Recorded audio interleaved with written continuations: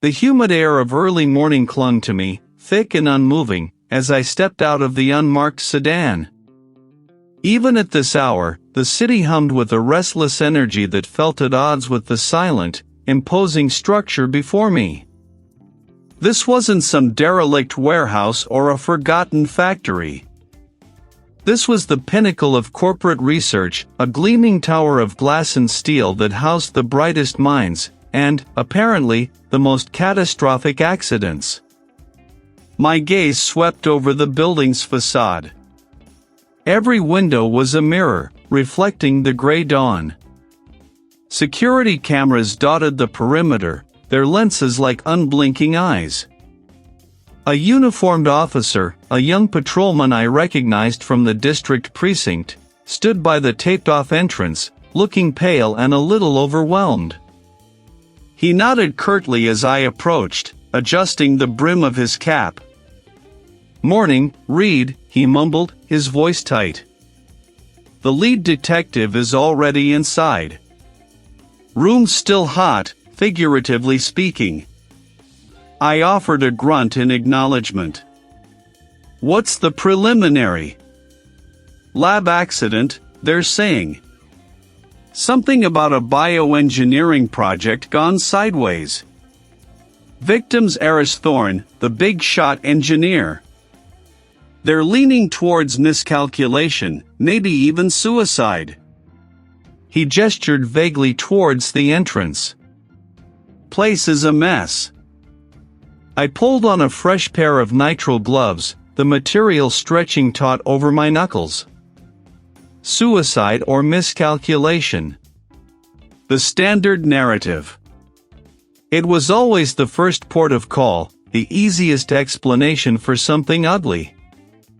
My job was to peel back the layers until I found the truth, no matter how inconvenient. Inside, the corporate lobby was pristine, untouched by the chaos above. The elevator ride was silent, a slow ascent that built a familiar tension in my gut. The doors opened onto a scene that sharply contrasted with the sterile calm below. The hallway was filled with uniformed officers, a few crime scene technicians already at work, their flashlights cutting through the dimness. The air itself was heavy, acrid with the lingering scent of ozone, burnt plastic, and something else. Something faintly metallic, like old blood in scorched earth. "Reed, you're here." The lead detective, a man whose face was etched with years of grim discoveries, met my gaze. He pointed down the corridor. "Thorne's lab. It's a spectacle. The initial sweep suggests a massive energy discharge. Overload, power surge, take your pick. The victim was at the epicenter." I followed him into the lab. The destruction was comprehensive. The room was large, designed for advanced research, but now it resembled the aftermath of a small-scale bombing. Twisted metal frames of what were once sophisticated instruments jutted from scorched countertops. Shattered glass glittered underfoot, catching the light from the portable lamps the technicians had set up. A large, reinforced containment unit, clearly the heart of Thorne's work, was a gaping maw of ruptured steel, its interior blackened and melted. Whatever had happened, it had been violent. My eyes scanned the perimeter, then narrowed on the center of the devastation. The victim, Aris Thorne, lay sprawled near the containment unit. His body was mostly intact, but the blast had thrown him against a console, leaving a stark, unnatural angle to his neck. His lab coat, or what remained of it, was fused to his skin in places, a testament to the intense heat. Burn patterns radiated outwards from his position, painting the floor and nearby equipment in shades of black and deep orange. A young crime scene technician, his face masked and serious, knelt nearby, meticulously bagging fragments of debris. Initial thermal scans indicate a rapid, localized temperature spike. "Reed, he reported without looking up. Consistent with an uncontrolled energy release within the containment field. The engineer was in direct proximity. And the cause? I asked, my voice calm, even as my internal gears began to turn. The lead detective shrugged, a gesture of resignation. A fuse, a circuit, a miswired connection. Could be anything. He was working on something. Revolutionary, highly volatile. The corporate representative is already spinning it as a tragic accident. I crouched, ignoring the crunch of glass beneath my knees. My gaze drifted from the engineer's position to the floor, then to the wall directly behind where he'd been standing. The burn pattern there was intense, a deep charring that suggested a direct blast. But something about it. It wasn't quite right. The shape was too defined, almost too perfect, for a purely random explosion. I pulled a small, high-intensity penlight from my kit, flicking it on. Its beam cut through the ambient light, highlighting the minute details. I traced the edge of the deepest char mark, my finger hovering just above the surface. The pattern was an arc, a precise, almost surgical curve against the scorched wall. And within that arc, nestled in a tiny, almost overlooked crevice of melted composite material, I saw it. A minuscule smear. Not black from soot, but a dull, almost iridescent silver.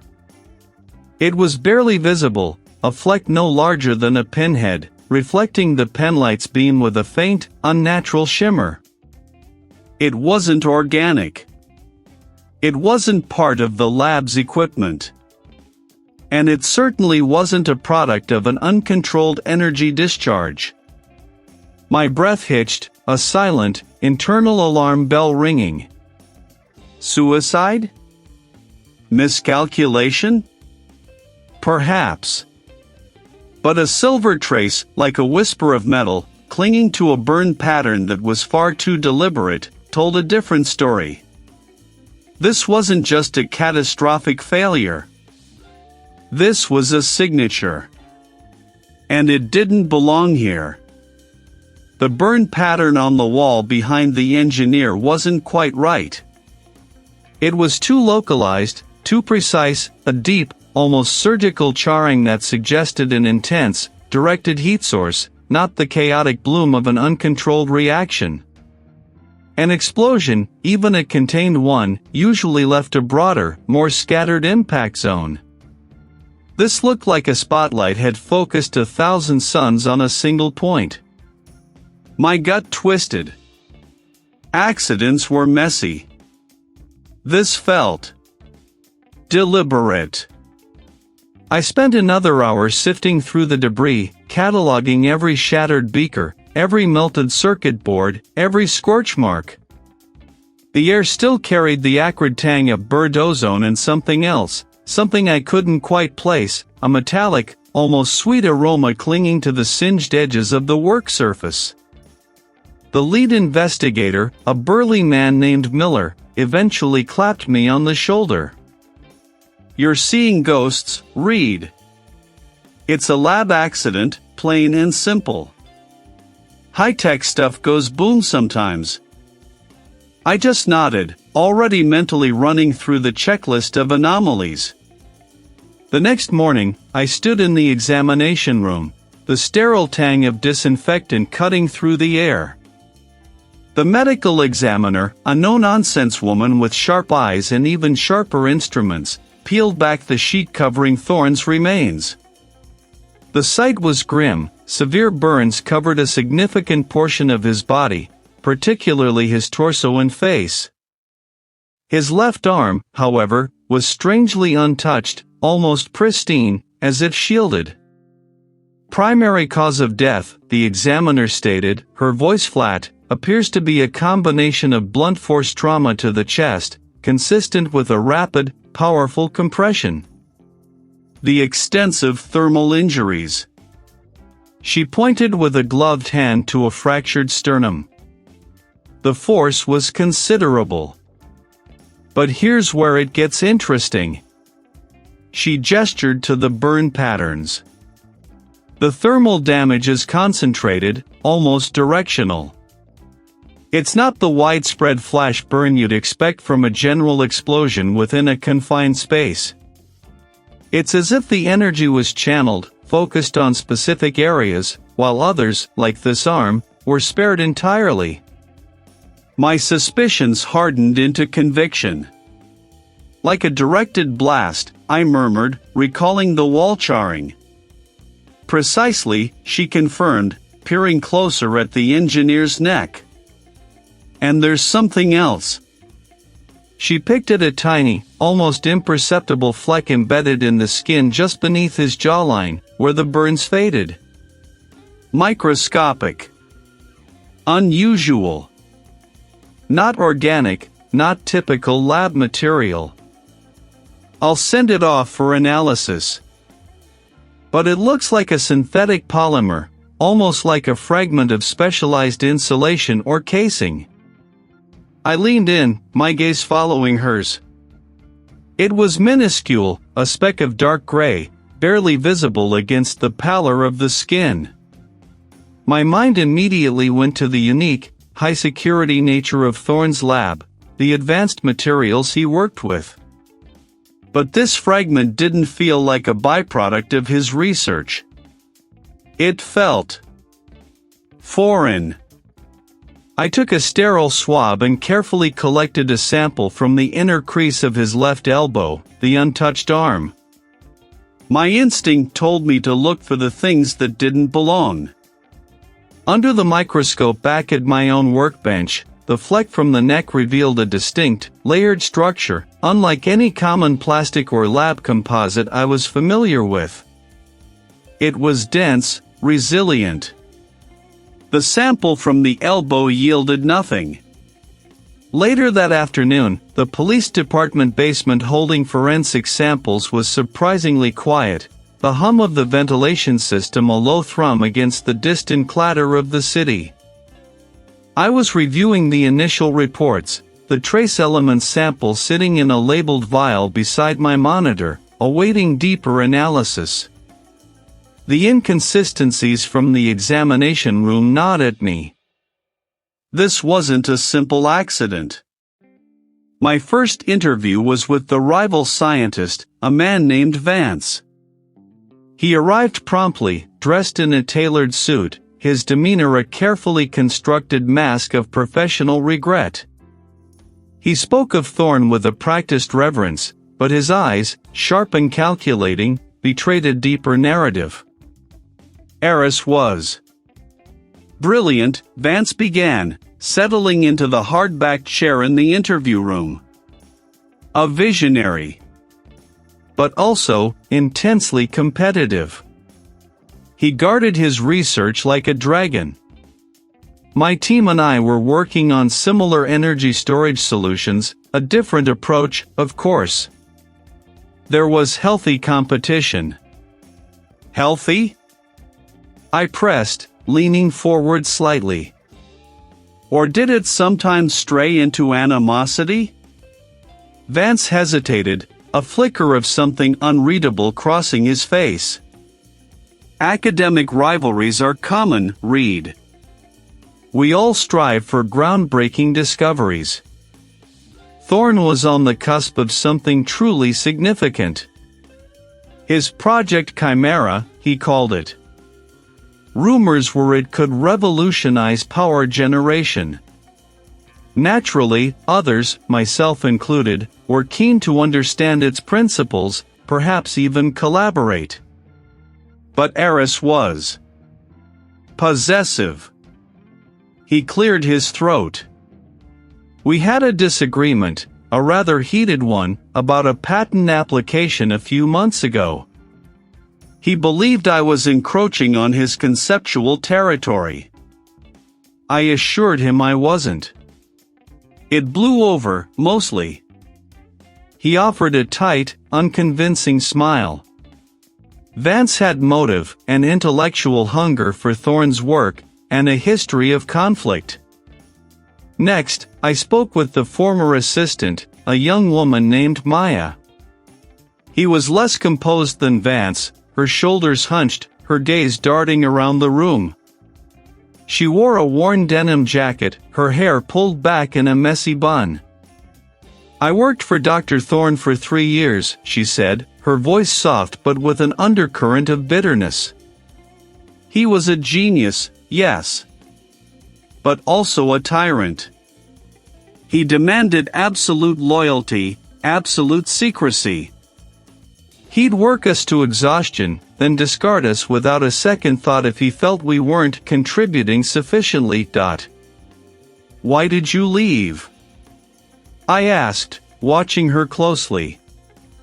She fidgeted with the cuff of her jacket. "He fired me. Said I wasn't innovative enough. That I lacked the vision for Project Chimera.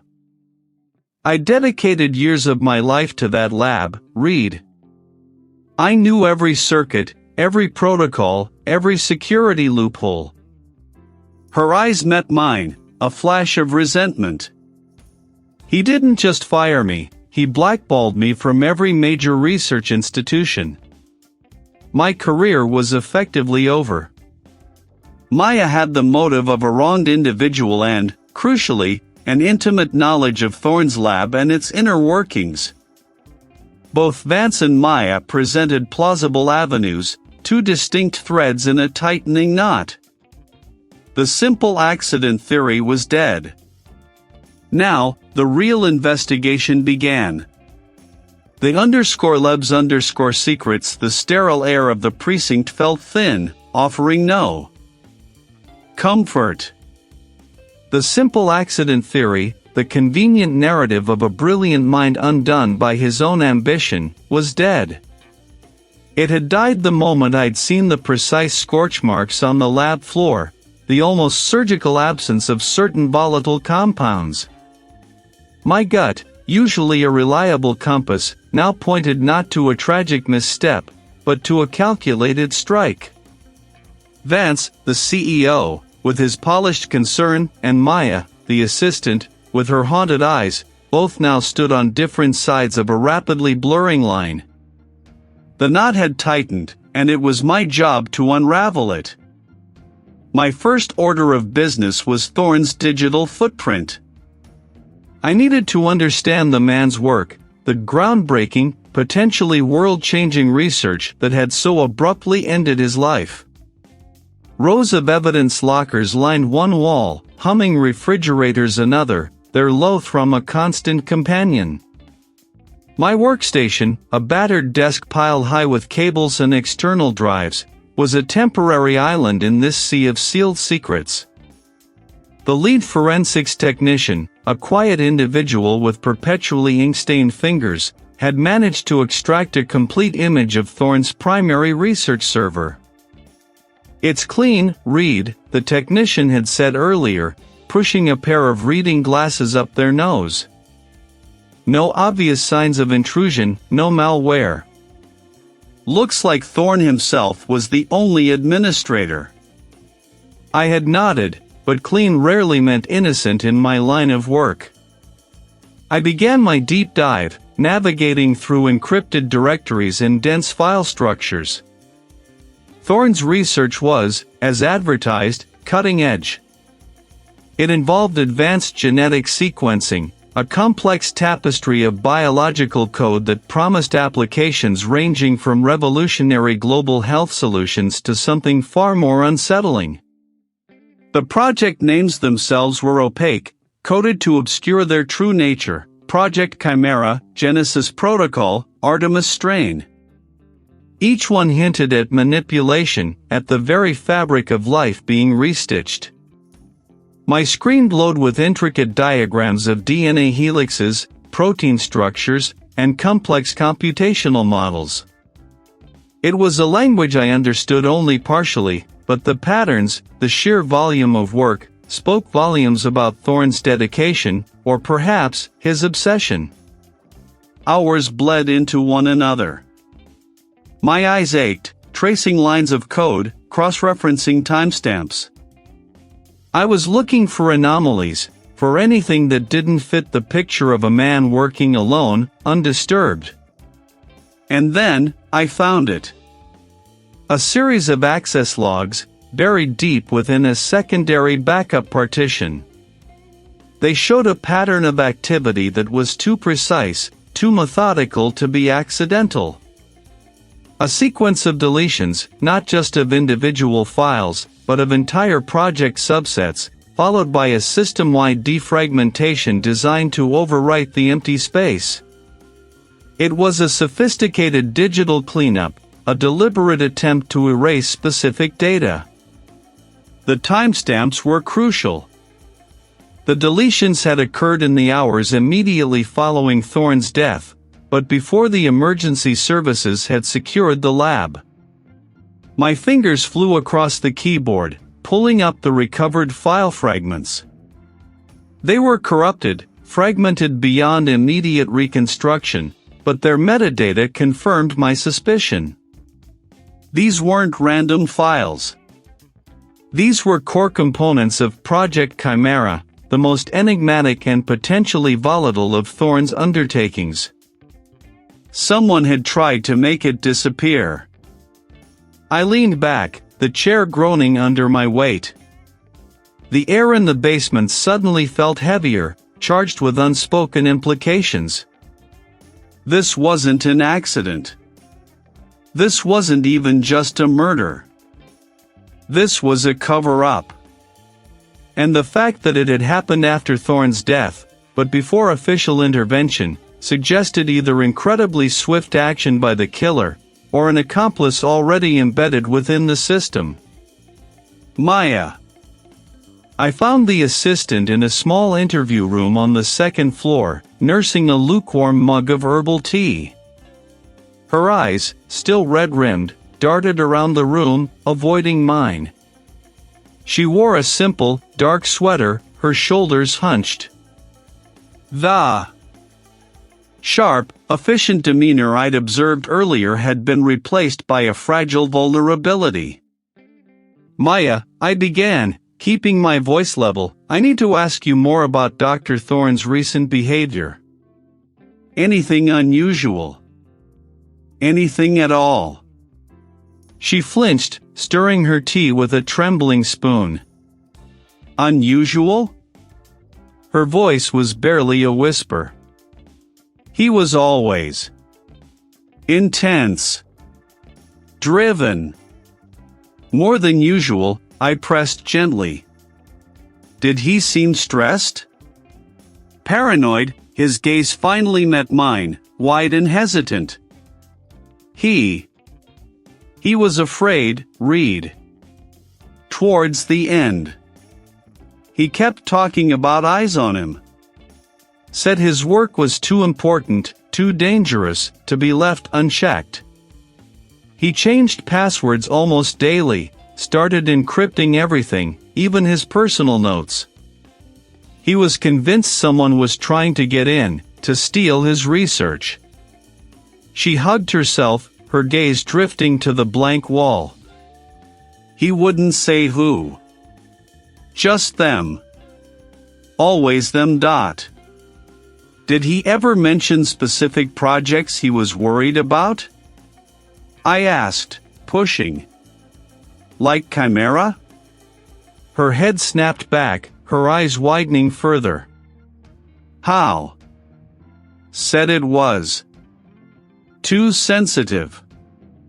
I've been going through his files, I explained, maintaining eye contact.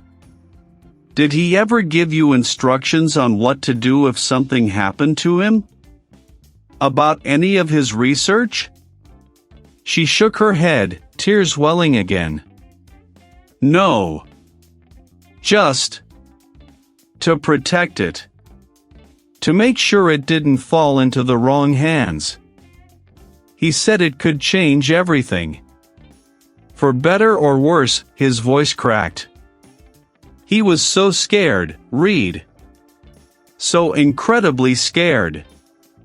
Her words hung in the air, heavy and unsettling. Thorne wasn't just paranoid, he had good reason to be.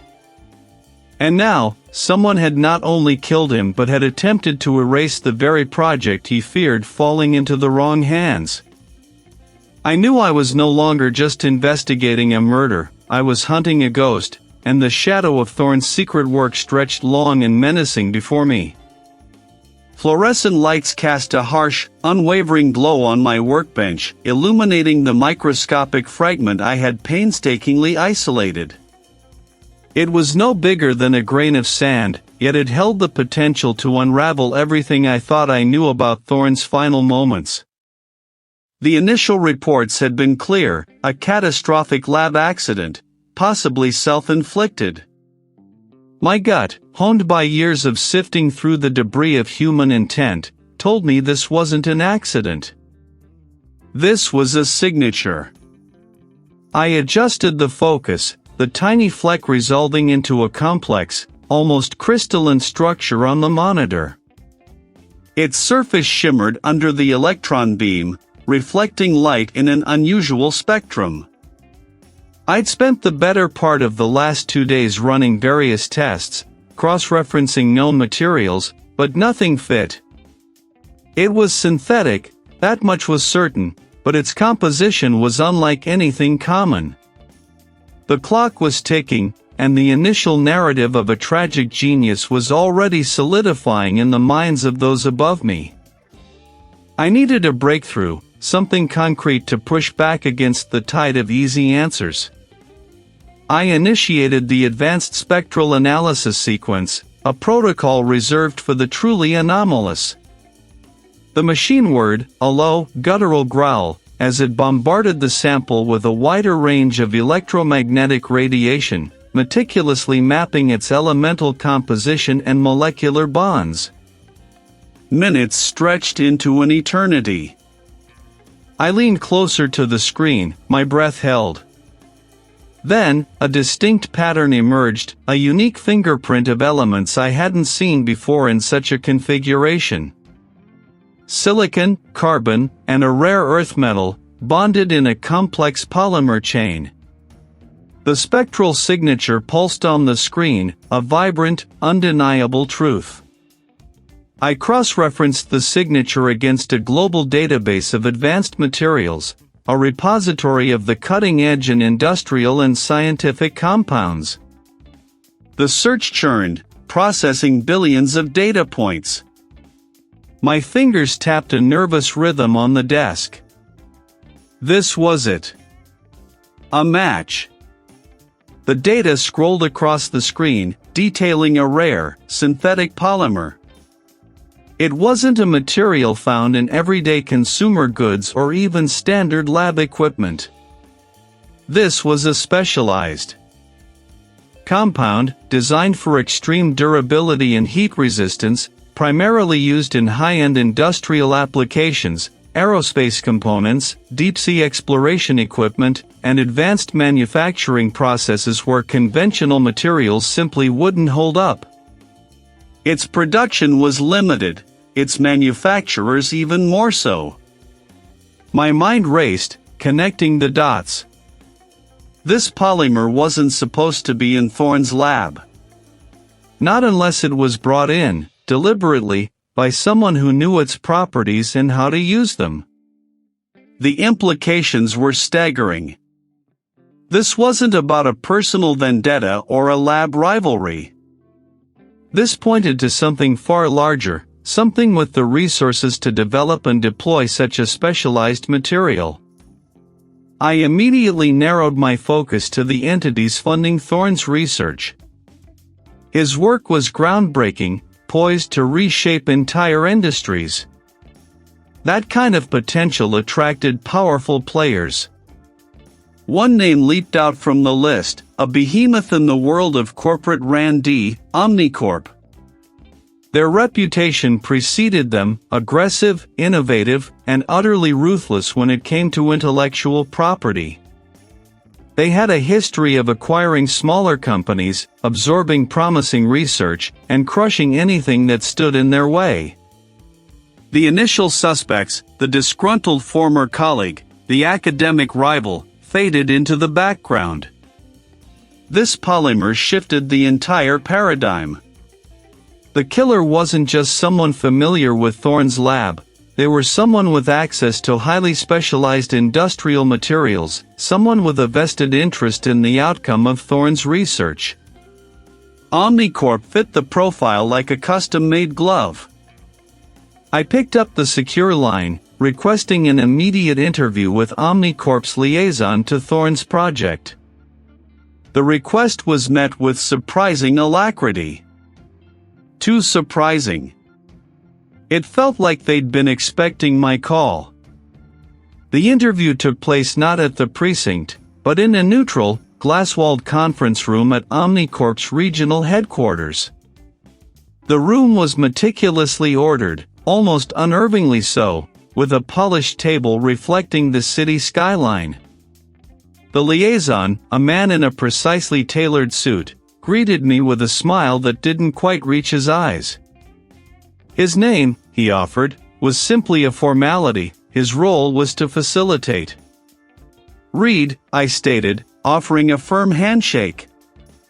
His grip was surprisingly soft. "Thank you for making time." "Of course," the liaison replied, gesturing to a seat. Omnicorp is committed to full transparency regarding Dr. Thorne's tragic passing. We valued his contributions immensely. His voice was smooth, practiced, devoid of any genuine emotion. "I'm investigating the circumstances surrounding Dr. Thorne's death," I began, cutting straight to it. "Specifically, a trace element found at the scene. A synthetic polymer, used in high-end industrial applications. Are you familiar with such materials?" The liaison's smile tightened, a barely perceptible shift. "Omnicorp works with a vast array of advanced materials, as you might imagine. Our R&D division is at the forefront of innovation. Could you be more specific about this?" "Trace?" "It's a unique composition," I pressed. "Not something you'd find in a standard lab. We're looking at something designed for extreme conditions, high heat, high pressure." I watched his face for any flicker, any tell. He maintained his composure, but his eyes darted almost imperceptibly towards the door. "Dr. Thorne's research was certainly cutting edge," he said, deflecting. He was exploring novel energy applications, which often require robust containment and shielding. Perhaps it was part of an experimental setup? Was Omnicorp supplying Dr. Thorne with such materials? I asked, leaning forward slightly. Omnicorp provided substantial funding and logistical support. "Yes," he responded, his tone becoming a shade too cooperative. However, Dr. Thorne maintains significant autonomy in his day-to-day operations and material procurement. We trusted his expertise implicitly." He paused, then added, "We have a comprehensive list of all materials we directly supply to his lab, should you require it. I can have it sent over immediately." Overly cooperative. That was the red flag. He was offering information before I even asked, trying to control the narrative, to bury me in irrelevant data. "I'll need that list," I confirmed, "but I'm more interested in materials that might have been acquired through less direct channels. Perhaps even developed internally by Omnicorp and then introduced to the project without formal documentation." His gaze sharpened, losing its practiced softness for a moment. "That would be highly irregular, Reed. Omnicorp adheres to strict protocols for all material transfers, especially concerning sensitive research." "Irregular, perhaps," I countered, "but not impossible." Dr. Thorne was concerned about the security of his research, wasn't he? He expressed fears about it falling into the wrong hands. The liaison cleared his throat.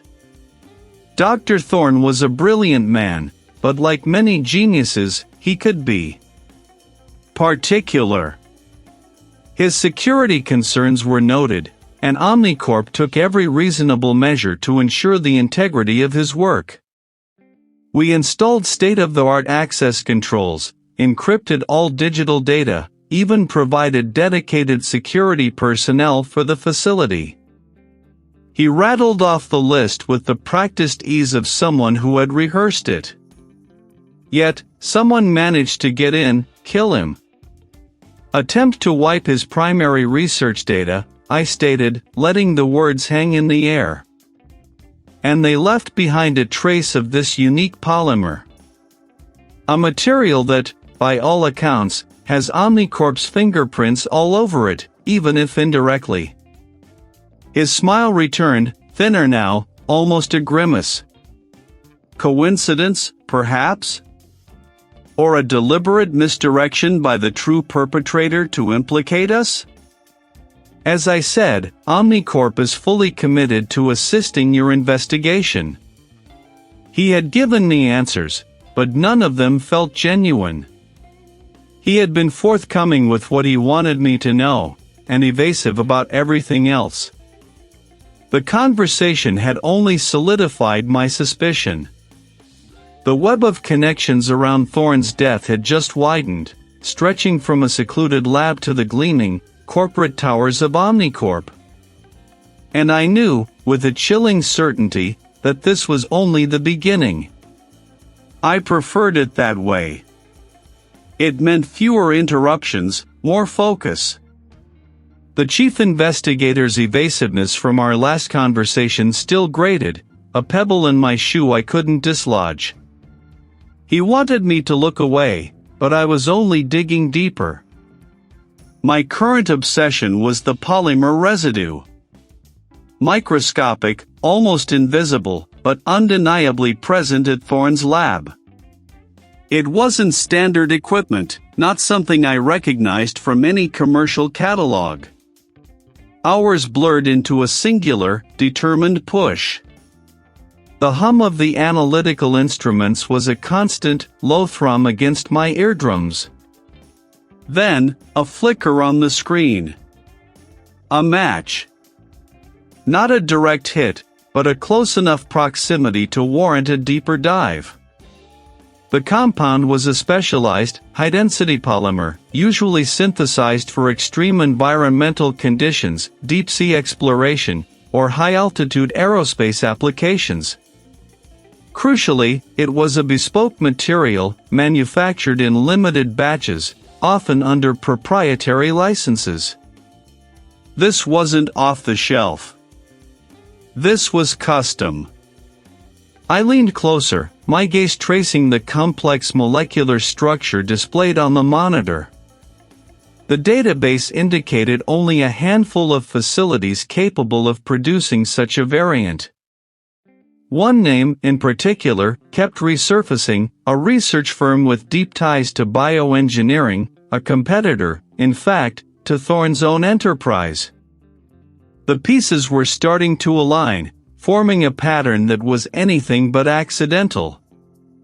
Leaving the precinct, the late afternoon sun felt jarring after the artificial glow of the basement. My mind was still replaying the data, connecting the dots. I pulled my vehicle onto the main road, heading towards the address of the research firm. The traffic was moderate, a steady flow of vehicles. I was halfway through an intersection, the light clearly green in my favor, when a heavy utility van, dark green and nondescript, suddenly veered from the opposing lane. It wasn't a swerve, not an accidental drift. It was a deliberate cut, aiming for my driver's side door. My reflexes, honed by years of split-second decisions, took over. I wrenched the steering wheel hard to the right, stomping on the brake pedal. Tires shrieked against the asphalt, the smell of burning rubber sharpened my nostrils. The van, instead of colliding, roared past, missing my bumper by mere inches, the rush of displaced air rocking my vehicle. It didn't slow, didn't stop. It simply vanished into the stream of traffic ahead, leaving a trail of exhaust and a knot of adrenaline tightening in my gut. My hands were gripping the steering wheel so tightly my knuckles were white. That wasn't an accident. That was a message. Back in my personal lab, a small, cluttered space I'd carved out for myself in a forgotten corner of the building, the incident replayed in my mind. The van, the cold precision of its maneuver. Someone knew I was getting too close. I surveyed my workspace, a habit born of meticulousness. My desk was exactly as I'd left it, a stack of case files, a half-empty mug, my laptop slightly ajar. My analytical microscope, usually covered, was uncovered. I distinctly remembered replacing the dust cover before I left. My stomach clenched. I moved to the secured cabinet where I kept sensitive samples. The small, almost imperceptible scratch on the lock plate wasn't new, but the faint sheen of a fresh fingerprint smudge directly above it was. My own prints were on file, of course, but this one was smudged, a deliberate attempt at obfuscation. Nothing appeared missing, nothing overtly disturbed. It was a subtle violation, a quiet declaration of presence. They weren't trying to steal anything. They were letting me know they could get in. They were watching. The phone vibrated in my pocket. It was Maya. I need to tell you something. I can't sleep. I knew what this was. This was the fear I'd seen in her eyes finally bubbling to the surface. It was before. Before everything happened, she started, her words rushing out in a torrent. A few weeks, maybe a month before. Thorne's death. I was working late, trying to finalize some reports. It was after midnight, the building was supposed to be empty. But I heard noises from Thorne's lab. I thought it was him, but his car wasn't in the lot. I peeked out, just for a second. The main lab door was ajar. And there was someone inside. Not Thorne. Someone I didn't recognize. I couldn't see their face, just a silhouette moving quickly, purposefully, through the lab. And they were doing something at Thorne's main console. I got scared, Reed. I ducked back, waited until I heard the door click shut, and then I ran out of the building. I never told anyone. I was so afraid of losing my job, of being accused of anything. Her voice dissolved into a choked sob. My breath hitched. An unknown individual, after hours, accessing Thorne's lab, manipulating his console. This wasn't an accident. This wasn't suicide. This was a calculated, deliberate act, and someone had been laying the groundwork for it long before Thorne's final, catastrophic moments. The near miss, the breached lab, they weren't random acts of intimidation. They were confirmation that I was on the right track, and a deadly serious warning to back off. But backing off wasn't an option. Not now. A few weeks, The M hung there, a phantom syllable, just out of reach. Her fear wasn't just about the lab, it was about something before. Something connected. I filed it away, another piece in a puzzle that was growing exponentially more complex, but for now, the data called. It was a subterranean labyrinth of concrete and steel, smelling faintly of ozone and disinfectant. Fluorescent lights hummed overhead, casting a sterile glow on rows of evidence lockers and workstations. The air was consistently cool, a necessary condition for preserving the delicate integrity of digital and physical traces alike. I navigated past the uniformed officer at the reinforced door, nodding a quick greeting, and made my way to my designated station. I settled into the ergonomic chair, the faint ache in my shoulders a constant companion, and began the meticulous process of digital forensics. This wasn't about blood spatter or trace fibers, not directly. This was about the invisible architecture of the lab, the digital heartbeat that governed every atom within its walls. First, the security logs. Thousands of entries, each a time-stamped record of access, system status, and network activity. I started with the hours leading up to Thorne's death, then expanded outwards, looking for anomalies. Most of it was routine, automated system checks, scheduled data backups, Thorne's own authorized access. But then, a flicker. They were blocked by the lab's robust firewall, but the attempts themselves were noteworthy. Too persistent, too targeted. I cross-referenced these with the equipment diagnostics. Thorne's lab was a marvel of bespoke engineering, each piece of research apparatus custom-built for his specific, groundbreaking work. I focused on the atmospheric regulators, the chemical synthesis units, and the high-pressure containment vessels. The data was dense, a torrent of sensor readings, pressure gauges, temperature fluctuations. For hours, I sifted, zoomed, correlated. My eyes burned, but the determination in me only sharpened. Then, I saw it. A subtle dip in the oxygen saturation readings in Thorne's primary research chamber, not a sudden drop, but a gradual, almost imperceptible decline over a period of 30 minutes. It was precisely calibrated, designed to stay just above the threshold that would trigger an immediate, high-priority alarm. It was a whisper, not a shout, in the system's logs. This wasn't a malfunction, it was a carefully orchestrated adjustment. These weren't power surges, they were more like controlled undervoltages, designed to slowly degrade the unit's efficiency, making it appear as if it was failing naturally. A slow, digital poison. I began to reconstruct the sequence, pulling up the lab's internal schematics on the second monitor. The environmental control system, the atmospheric recirculation unit, the chemical synthesis module, they were all interconnected, designed to work in perfect, symbiotic harmony. The digital records told a story of sabotage, a carefully choreographed ballet of systemic manipulation.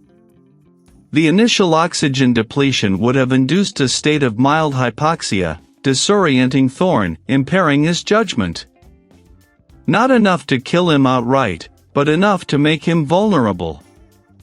Then, the recirculation unit, weakened by the controlled undervoltages, would have struggled to maintain equilibrium. This was the setup for the grand illusion. The final stage was the precise, multi-stage manipulation of the chemical synthesis module. The log showed an override of a critical pressure valve, followed by an accelerated feed of a specific reagent into a reaction chamber. It wasn't an explosion, not in the traditional sense, but a rapid, uncontrolled exothermic reaction, designed to mimic a catastrophic experimental failure. The resulting pressure spike in heat output, combined with the compromised atmospheric conditions, would have been instantly fatal. It was a meticulously crafted death, designed to look like a tragic miscalculation. The kicker? The entire sequence, from the initial atmospheric adjustment to the final fatal event, was triggered remotely. The perpetrator never had to step foot in the lab at the moment of the murder. The external IP address from the earlier blocked attempts, I realized with a grim certainty, wasn't just a probing attack. It was the calling card of a killer who had been meticulously planning this for weeks, testing the defenses, learning the system's vulnerabilities. This wasn't just a hacker. This was someone with expert knowledge of Thorne's specific protocols, an intimate understanding of the lab's bespoke systems, and a chilling patience. They knew exactly how Thorne worked, what he was researching, and how to turn his own genius against him. The accident was a masterpiece of digital deception, a ghost in the machine. And now, I had to find the ghost. The tension in the room, previously just a hum, now felt like a taut wire, vibrating with dangerous energy. This wasn't just about solving a murder, it was about unmasking a mind as brilliant and twisted as Thorne's was innovative. My workspace was a small island of organized chaos, Thorne's laptop, a stack of data drives, and a few printouts spread across a scarred metal table. The silence, broken only by the distant thrum of the building's ventilation system, was a stark contrast to the storm brewing in my mind. I ran a hand over my stubbled jaw, my gaze fixed on the complex schematics displayed on Thorne's laptop screen. The sheer ingenuity of the murder method still gnawed at me. It wasn't a blunt instrument or a simple poison. A thief, I reasoned, would simply take the research. They wouldn't bother with such an elaborate cover-up, nor would they risk destroying the very data they sought. No, this killer had a different agenda entirely. The image of Maya, her face pale and etched with terror, flickered in my memory. A few weeks, M. The fragment of that word, left hanging in the air, felt more significant now than ever. Her fear wasn't just about the lab accident itself, it was about something pre-existing, something that had been building. It wasn't just about the money, I thought, or even the immediate gains from Thorne's research. It was about stopping something.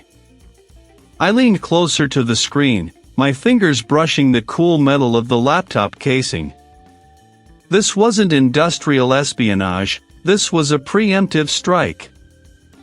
Thorne must have been on the verge of something truly disruptive, something that threatened a powerful entity. And given the players involved, Omnicorp loomed large in my suspicions. My eyes scanned the directory trees, sifting through hundreds of files, looking for anything out of place.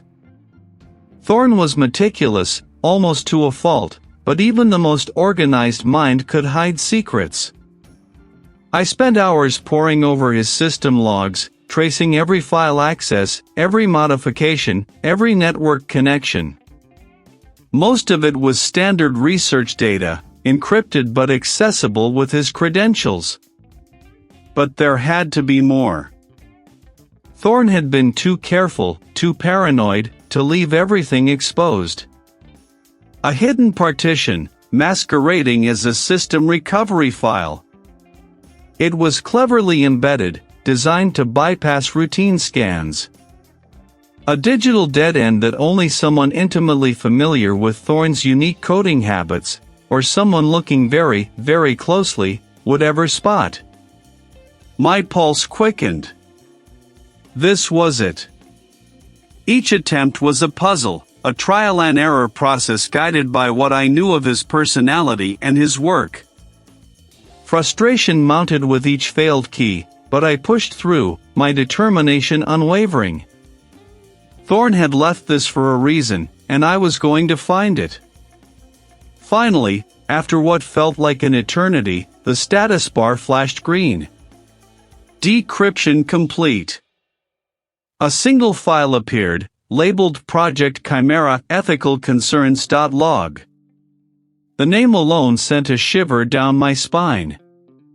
I clicked it open, the stark white text filling the screen. The logs were a diary of Thorne's growing unease. His initial excitement about his discoveries had slowly given way to profound moral apprehension. He detailed his concerns about the potential weaponization of his bioengineering breakthroughs, specifically a synthetic pathogen that could be tailored to target specific genetic markers. "They aren't interested in curing disease," Thorne had written, his digital words raw with despair. "They want control. They've been siphoning my core research, twisting it, funding a parallel, clandestine project. Project Chimera. It's a bioweapon, pure and simple. And they want me to refine its delivery system." My breath hitched. The M from Maya's lips suddenly made sickening sense. She hadn't been able to say military or manipulation or murderous because the very word would have been too dangerous. Thorne went on to detail his plan. He intended to expose Omnicorp.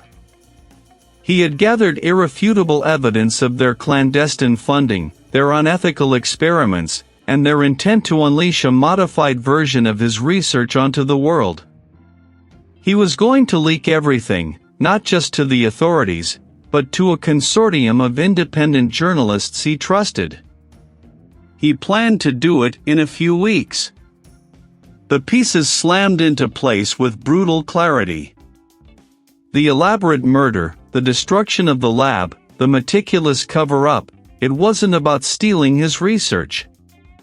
It was about silencing him before he could expose Project Chimera. Omnicorp hadn't just wanted his work, they wanted to bury the truth about their own. Thorne had become a liability, a loose end about to unravel a global conspiracy. The killer wasn't just someone familiar with the lab, they were someone desperate to protect a secret that could shatter Omnicorp's empire. And now, I was holding that secret. The danger I was in had just escalated beyond anything I could have imagined. It was a sterile, unforgiving space, cold enough to preserve evidence and, seemingly, my own exhaustion. I'd been here for hours, surrounded by the digital ghosts of Aris Thorne's life, his lab's access logs, Omnicorp's employee profiles, schematics of the containment systems, and the detailed forensic reports outlining the sabotage. My screen glowed with a sprawling matrix of names and timestamps. The initial sweep of the lab's entry and exit logs was overwhelming. Dozens of authorized personnel had access at various times, but the window for the precise, intricate sabotage was narrow. I filtered the data, cross-referencing it with the incident timeline, the moment the containment field failed, the cascade of system shutdowns, the subsequent explosion. The window shrank to a mere 4 hours, just before the full-scale lockdown. During that time, only a handful of individuals had both physical access and the necessary clearance. I pulled up their employee profiles. The list was a mix of senior researchers, security chiefs, and corporate oversight personnel. The saboteur hadn't just flipped a switch, they'd orchestrated a complex sequence of failures, exploiting obscure vulnerabilities in the lab's proprietary systems. This wasn't a job for a brute. This required a mind intimately familiar with Aris Thorne's unique setup, someone who understood both the biological and engineering aspects of his work. The technical specifications of the sabotage were etched into my mind, the specific resonant frequency used to destabilize the containment field, the precise timing of the chemical precursor release, the deliberate bypass of redundant safety protocols. It spoke of a deep, almost intuitive, knowledge of the system's architecture. I started categorizing the remaining individuals by their documented expertise. Who among them had the background in high-frequency electromagnetics? Who had a chemical engineering specialty? Who understood Aris Thorne's idiosyncratic coding practices for his biosystems? One name kept surfacing, an outlier in the group of scientists and security guards, the Omnicorp liaison. David Thorne. No relation to Aris, but the shared surname was a jarring coincidence I'd noted early on. His official profile painted a picture of a corporate troubleshooter, a negotiator, a bridge between research and development. It was vague, almost deliberately so, emphasizing strategic oversight and project management. It didn't scream bioengineer or electromagnetic specialist. But something about the lack of detail bothered me. Everyone else had a clear academic lineage, a list of publications, specific patents. David Thorne's profile was a corporate sheen over a hollow core. I decided to dig deeper, pushing past the official Omnicorp portal. It took a few more hours, sifting through archived public records, old news reports, and academic forum mentions that had long since been buried under a mountain of new data. The hum of the servers seemed to intensify, a low growl in the quiet basement. Then I found it. An old, obscure article from a fringe tech journal, dating back nearly 2 decades. It detailed a corporate espionage scandal, a brilliant young engineer implicated in the theft of intellectual property related to advanced propulsion systems. The engineer was never formally charged, the case mysteriously vanishing from public records. My breath caught. Covert operations. Stolen intellectual property. This wasn't just a corporate liaison, this was an operative, a ghost from the past, repurposed. His lack of a specialized scientific background in his official profile wasn't a weakness, it was a cover. The implication sent a shiver down my spine. Project Chimera. Aris Thorne's desperate attempt to expose it. Omnicorp's ruthless desire to bury it. And David Thorne, the inside man, perfectly positioned to orchestrate the entire deadly charade, leveraging his past skills in covert operations and his intimate knowledge of corporate subterfuge. He had the access, the motive, and a hidden skill set that perfectly aligned with the sophisticated sabotage. He wasn't just a suspect, he was becoming the only suspect. This wasn't a random act, or a tragic accident. And now, I knew his name. The tension in the room, previously just an internal pressure, now felt external, pressing down on me, heavy and real. This was bigger than I'd imagined, far more dangerous. The corporate sheen over David Thorne's profile had bothered me for days. It was too clean, too perfect, like a digital veneer hiding a void. My deeper dive, pushing past Omnicorp's official channels, had yielded nothing substantial, which in itself was suspicious. Everyone else in Aris Thorne's orbit had a history, a trail of intellectual breadcrumbs. David Thorne had only a polished surface. The absence of a clear academic lineage, the lack of specific patents or publications, suggested a carefully constructed facade. He wasn't a researcher, he was something else. A handler, perhaps. A cleaner. I leaned back in my chair, the scent of stale coffee clinging to the air in my small office. The single remaining piece of evidence, the microscopic trace polymer, glowed faintly under the UV light on my desk. It was unique, almost certainly custom synthesized for a highly specific application. Someone had been trying to slow me down, or worse. The polymer was the signature, the invisible thread connecting the two scenarios. But I needed a confession, or at least a direct link to David Thorne. The only way to smoke him out was to make him believe his carefully constructed cover was about to unravel. He wouldn't care about Aris Thorne's death, he'd care about the exposure of whatever secret Aris had been guarding. I needed to create a false lead, a phantom breakthrough that only the killer, intimately familiar with Aris's work, would understand the true significance of.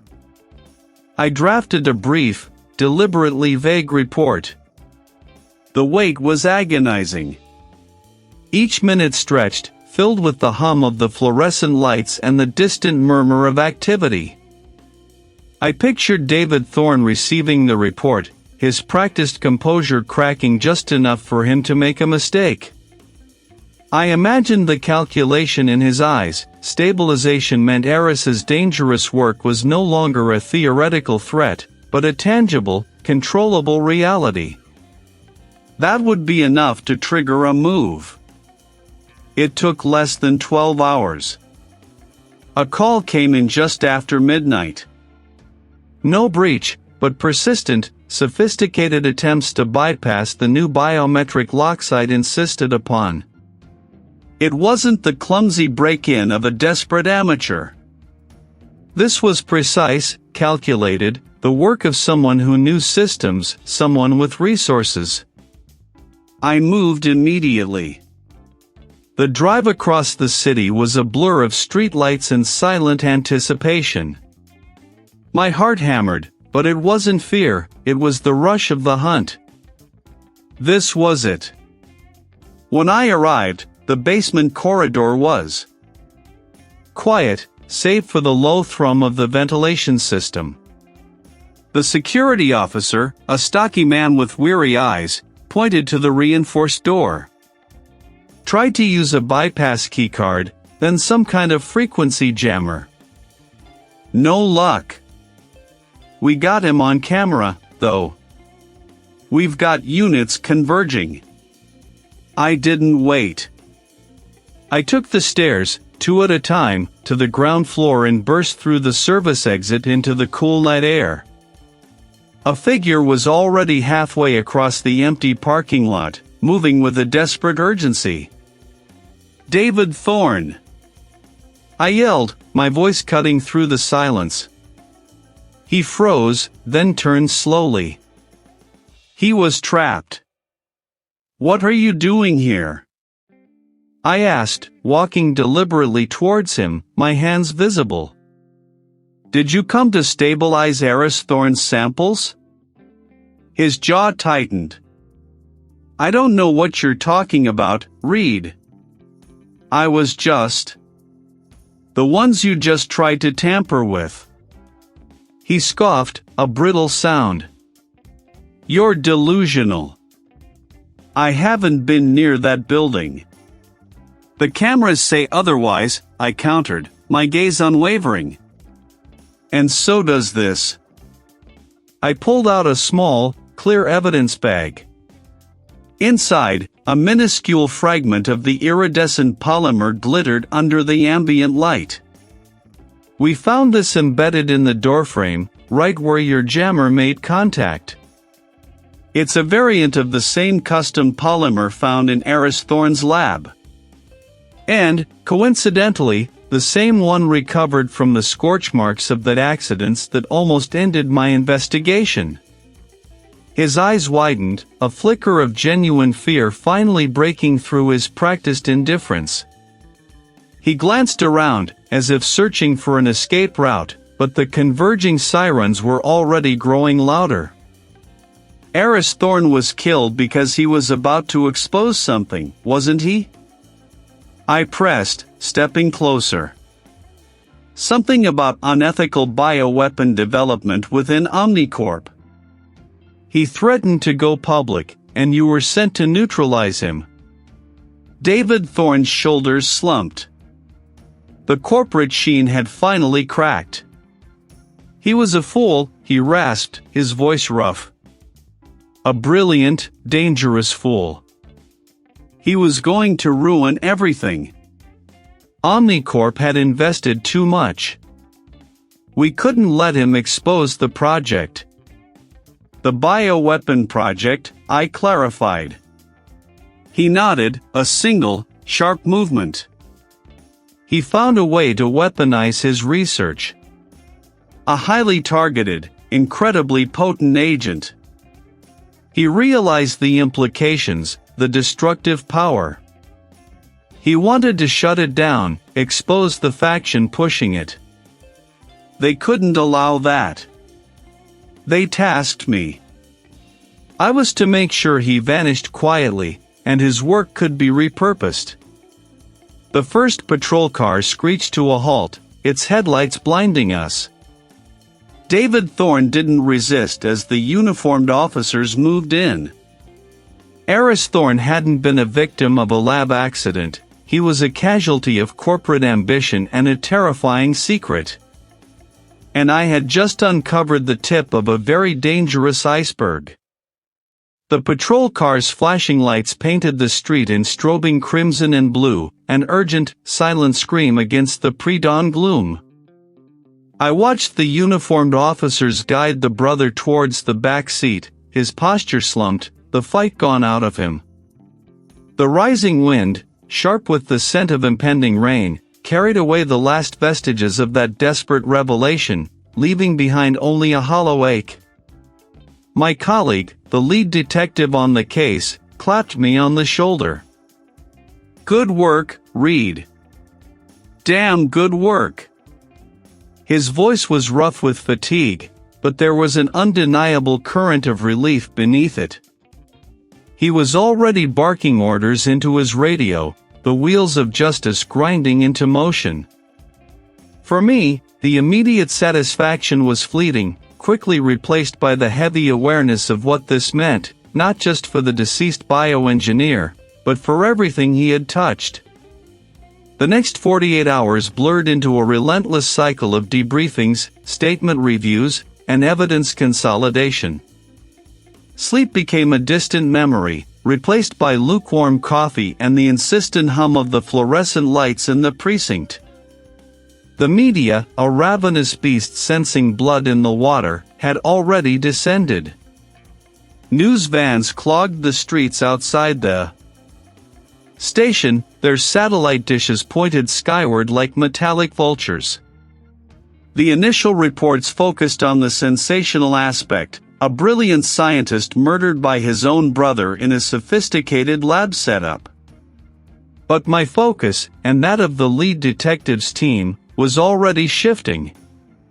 The air here was dry, filtered, smelling faintly of ozone and sterile plastic.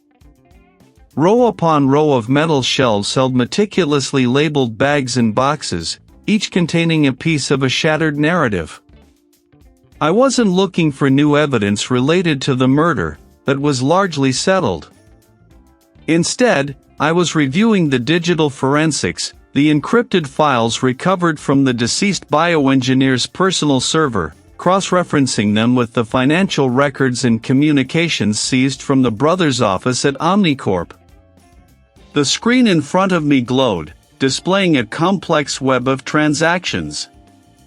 Shell corporations, offshore accounts, and a series of anonymous data transfers, all pointing to a systematic diversion of Omnicorp funds, not just for personal gain, but to finance a clandestine parallel research project. The microscopic trace, the unusual burn pattern I'd found, they weren't just clues to a murder, they were breadcrumbs leading to an industrial espionage ring operating at the highest levels. Names, prominent figures within Omnicorp's executive hierarchy, appeared repeatedly. The Director of Research and Development, a Senior Vice President of Corporate Strategy, even a board member with significant political ties, all implicated, their digital fingerprints smudged across illicit data transfers and coded messages. The tension in the room, usually a quiet hum of focused work, felt heavier, charged with the weight of impending upheaval. "Reed, you found something," the lead detective stated, appearing beside me, his gaze fixed on the screen. It wasn't a question. "It's not just the brother, sir," I confirmed, my voice steady despite the adrenaline coursing through me. "This goes all the way up." They weren't just trying to steal the deceased bioengineer's work, they were attempting to privatize a global resource, leveraging his research for unparalleled strategic advantage. The lead detective's jaw tightened. "Get me the chief. And tell legal to prepare for a tsunami." Over the next few days, the arrests began. Not just the brother, but a cascade of high-profile executives from Omnicorp. The corporate world reeled. The media firestorm exploded, dwarfing the initial reports of the murder. News anchors spoke in hushed, urgent tones about corporate malfeasance, scientific ethics, and the terrifying potential of uncontrolled technological advancement.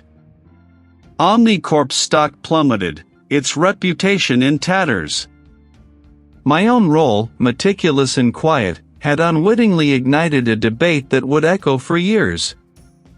The future of the deceased bioengineer's research, the very discovery that had cost him his life, now hung in a precarious balance. Governments across the globe, sensing both the immense power and the inherent danger of his work, began to stake their claims. International organizations convened emergency sessions, attempting to establish oversight, to prevent another such catastrophe. What safeguards could ever truly contain it? As I finally left the precinct, the sky above was a bruised purple, promising more rain. The air felt heavy, not just with moisture, but with the weight of unanswered questions and unresolved ethical dilemmas. My determination remained, but it was now tempered by a profound awareness of the ripple effect of every choice, every discovery. The case was closed, the killer apprehended, but the aftermath, the true reckoning, had only just begun. The city finally quieted, at least for me. The relentless media cycle, which had spun into a frenzy after the Omnicorp arrests, began to slow its frantic pace. The brother, along with a half-dozen high-ranking executives, faced a barrage of charges. The corporate world, a realm I rarely touched directly, had been utterly gutted. I'd watched the news reports, the somber faces of the anchors, the talking heads dissecting every detail of the scandal, and felt a strange disconnect. They spoke of financial malfeasance, insider trading, and grand conspiracies, all true, but they missed the quiet horror of the man who had been burned alive in his own lab, the genius whose life was snuffed out for the sake of a quarterly report. The air, as always, was cool and dry, a calculated environment designed to preserve the minutiae of tragedy. Fluorescent lights hummed with a low, unwavering thrum, casting a pale, clinical glow over rows of shelving units, each laden with sealed containers, silent witnesses to countless crimes. My footsteps echoed faintly on the polished concrete floor as I walked past shelves stacked high with evidence, each box a testament to a life upended, a truth sought. I wasn't there for a new discovery, not anymore. The critical evidence for Thorne's case was long since processed, analyzed, and presented. My presence was a ritual, a quiet winding down. I stopped at a specific shelf, my gaze falling on the collection of sealed bags and boxes marked Thorne, Aris, Case 21-047. The plastic gleamed under the sterile light, holding the last physical remnants of a brilliant mind and a heinous act. A shard of heat-fused glass, a swatch of scorched lab coat, a microscopic residue from an accelerant I'd spent weeks identifying. Each piece, insignificant on its own, had woven together into a tapestry of betrayal and greed. It was a stark reminder of how close the killer had come to escaping justice, how easily Thorne's death could have been dismissed as a tragic, self-inflicted accident. The thought still gnawed at me, the intricate dance of deception, the meticulous planning. It spoke of a cold intellect, a mind not unlike Thorne's own, twisted by ambition. The weight of it all settled on me, not the physical weight of the evidence, but the ethical gravity of what had been uncovered. Thorne's groundbreaking research, designed to push the boundaries of human potential, had been corrupted, twisted into a tool for corporate espionage and illicit gain. It wasn't just a murder, it was a profound violation of scientific integrity, a stark reminder of the peril that often shadowed progress. The brother hadn't just killed his sibling, he had attempted to bury the future, to hijack a discovery that could have genuinely changed the world, for nothing more than personal enrichment. I traced the label on one of the boxes with my finger, the plastic cool beneath my touch. Every case left its mark, a subtle scar on the landscape of my experience, but Thorne's case felt different. It was a deeper cut, a more complex wound. It had demanded a level of sustained focus and an almost obsessive pursuit of the invisible, pushing my own limits, forcing me to see beyond the obvious, to question every assumption. The personal toll was undeniable, late nights blurred into early mornings, the lines between my professional and private life thinned to transparency. This wasn't just a job, it was a commitment, an unyielding dedication to ensuring that the truth, no matter how inconvenient or dangerous, would always come to light. Someone had to stand between the meticulous lies and the unyielding facts. The case, in a practical sense, was closed. The files would be archived, the evidence stored, the legal proceedings would run their course. Justice, in its slow, imperfect way, was being served.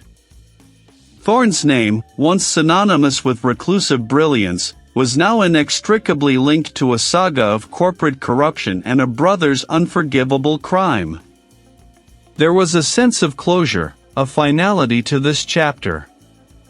But as I turned away from Thorne's evidence, my gaze drifted to the other shelves, the other boxes, waiting. The struggle between genuine progress and the ever-present threat of peril was an ongoing battle, one that would be fought in labs, in boardrooms, and in the quiet, unassuming corners of the world where innovation took root. My work was far from over. The hum of the lights, the cool air, the silent evidence, it all felt like a prelude to something yet to come. I felt a familiar tension tighten in my shoulders, a readiness for the next call, the next intricate puzzle demanding my unwavering attention.